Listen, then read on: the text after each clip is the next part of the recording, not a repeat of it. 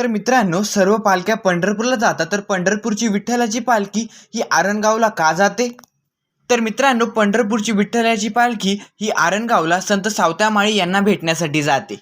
तर तुम्हाला प्रश्न पडला असेल, संत सावतामाळी यांनी असे काय केले की स्वतः पांडुरंग त्यांना भेटण्यासाठी जातात? तर संत सावतामाळी हे गावातील शेतकरी आणि एक महान विठ्ठल भक्त होते.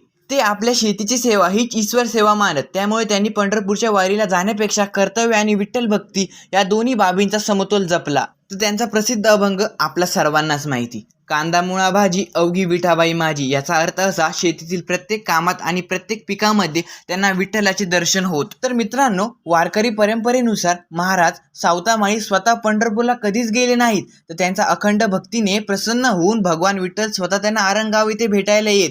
तर त्यांच्या स्मरणार्थ आजही आषाढी वारीनंतर विठ्ठलाची पालखी आरणगावला जाते. तर मित्रांनो, अशीच नवनवीन माहिती जाणून घेण्याकरता आपल्या चॅनलला लाईक, शेअर, सबस्क्राईब करा. धन्यवाद.